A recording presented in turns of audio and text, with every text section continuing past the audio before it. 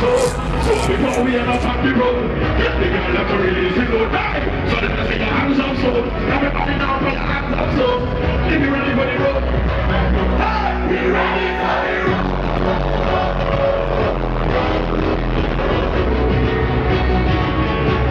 We're ready for the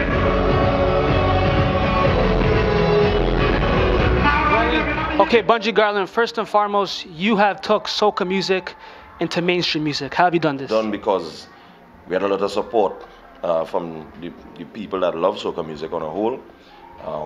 The song itself too was a very strong song. So with a strong song and with the strong support, it made everyone else looking around pay attention. As you know, it seemed like it's a new movement, but actually it's an age-old movement that has been happening. It's just been happening below, you know, below the radar. I'll tell you why, baby. I'll tell you why, baby.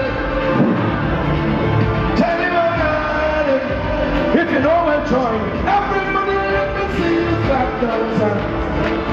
Come on, let me see you clap downtown. And a lot of things I feel like reggae artists and soca artists, a lot of troubles they have is getting the mainstream attention. Yeah. But you're able to get the Hot 97s, the 106 in Park, Rolling Stone mags. Yeah. How do you feel when you got that? Because that's really difficult to get for any artist. Right? It is even difficult to get for artists right there in America, you know. But it was an honor to me. It was a moment in a lifetime, not only my lifetime, but in a lifetime, and especially for our music.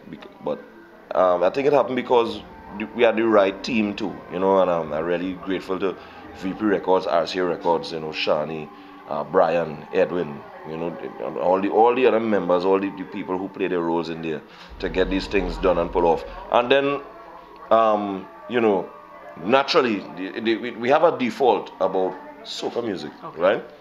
And the artists that represent. And it sometimes seems in people's minds that if you're about to interview a soca artist or you're about to interact with a soca artist, you know, it's like a lower level of IQ you're dealing with. Most definitely. And when we engage them in the interviews and stuff, and they realize that, you know, we can engage on the same level, the same type of conversation, and be able to bring substantial conversation, knowledge and depth, not only of what I know in my culture, but about your culture as well. It will make you pay attention as like, hey, we need to pay attention to these people some more. I come from a place and a people that although this music belongs to us, we have been constantly told by us that our music will never reach anywhere, or we will never reach anywhere as a people. That's right. We have this very detrimental, this deadly cycle of self-doubt and you know, holding back ourselves. And if we cross a certain line of success, we don't want to deal with this no more. So it seemed like we like to support and plateau at a certain point. And if you go beyond a certain point, it's like it's too big or it's too much to push or too much to support. It's something that this generation, we kind of overcoming, but we will suffer a lot for it still. But the next generation will benefit from it. And that is the goal. And the goal must always be the generation after the next must benefit from the one before. So now we got the mainstream questions out of the way. We're going to go backwards now. We're going to go to Bunji Garlin before he got famous. So we're going to play some Insta Blast. This is a game we made up. You ready to play, Mr. Bunji Garlin? All right, let's go. Let's go. So this is a big magazine, of course. Right. This is more mainstream-ish, but we're going to dive back down. Just talk about how it felt to get this article. It felt great.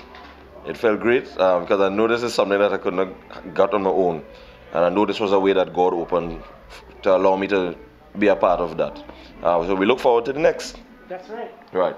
And just talk about the fans right here, right? This is probably the best feeling in performance. The fans, this was, I think it was in Dallas, right? This was Dallas. My descent. So just talk about what inspiration you get from these people. Well, I mean, seeing the reaction, you know, and to be able to go out there, it was my first time in an audience like this. Wow, the response was as though they knew me all the time, right?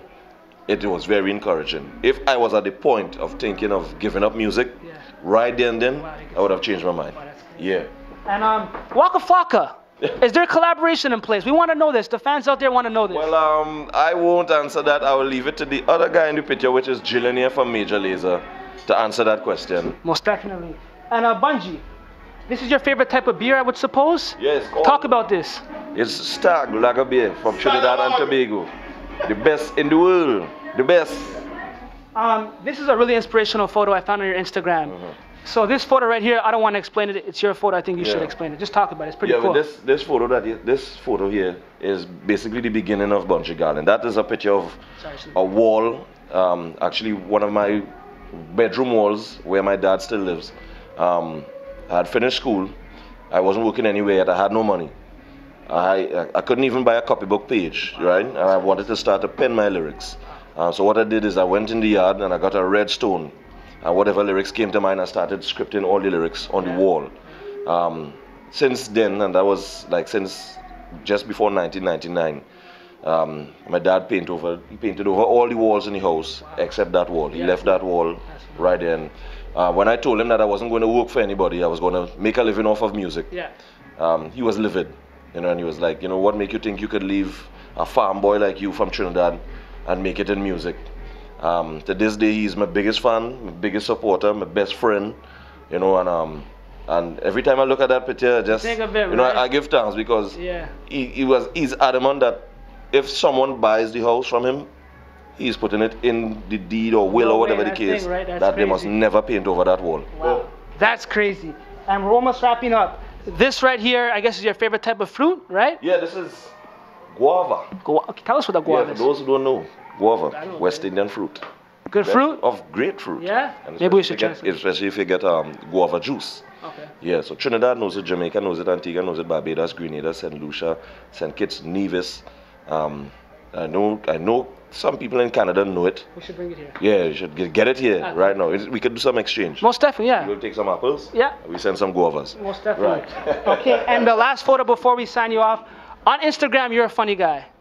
Right? So women stay breaking men's heart. Just tell me, I guess, where you got this inspiration from to be funny, right? This actually was a repost. Yeah, repost. Someone posted, what is that? The book of Understanding Women, right? DJ something. And it was like all this book, and I was like, I found it so funny. Okay. And I reposted it. Some people actually took it serious, like, how you could repost something like that? I was like, it's just fun, you know, and it's nothing serious because in the battle of sexes, you know, that is chalk and cheese. Okay. There's a lot more things out there that we need to take serious, so don't even look at that.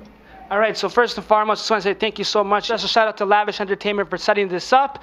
Bunji, just give the quick feeds, the Twitter, the Facebook, where can they find you?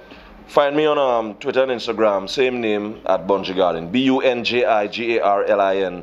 Facebook, Bunji Garlin, the Spaniard, but no, you don't use Facebook too much. Yeah. But Instagram, Twitter, the main place you get all the feeds, you get all the updates, you get the new collabs, everything.